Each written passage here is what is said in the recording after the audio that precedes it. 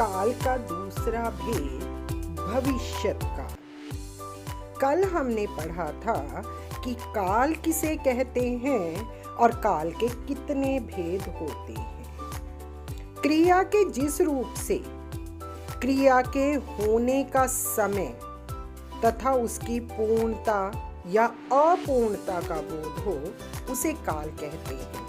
काल के 3 भेद हैं: भूतकाल, वर्तमान काल, भविष्यत काल। आज हम काल का दूसरा भेद भविष्यत काल पढ़ेंगे। भविष्यत काल की परिभाषा: भविष्यत काल से आगे आने वाले समय का बोध होता है। क्रिया के जिस रूप से कार्य के भविष्य में किए जाने या होने का भाव प्रकट हो उसे भविष्यत काल कहते हैं। आने वाले समय में जो कार्य हो वो भविष्यत काल में कहलाता है।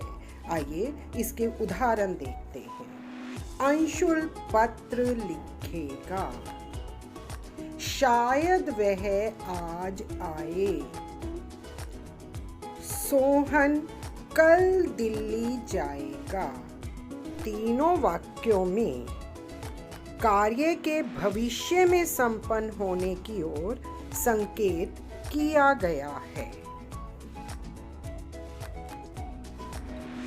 आइए अब देखते हैं भविष्यत काल की पहचान।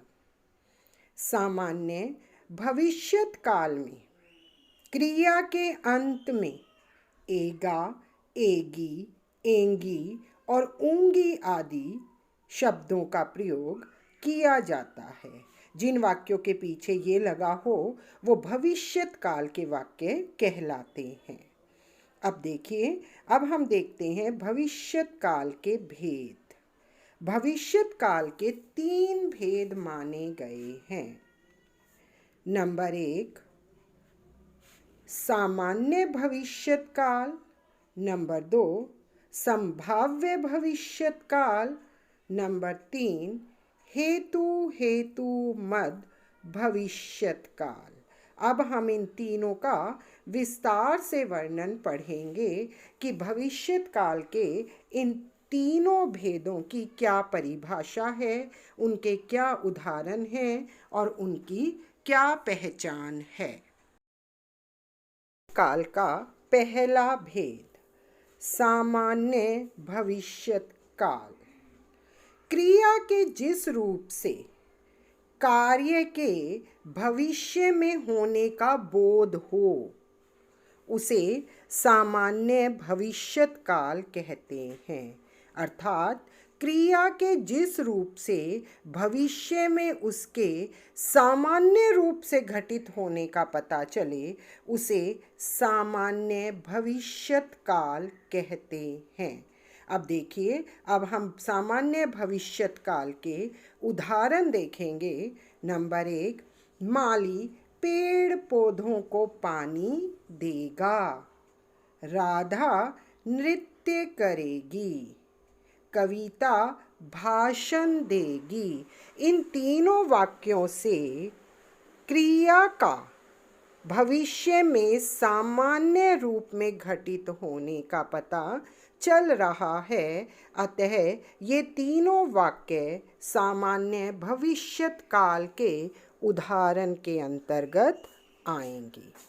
अब हम देखते हैं भविष्यत काल का दूसरा भेद संभाव्य भविष्यत काल।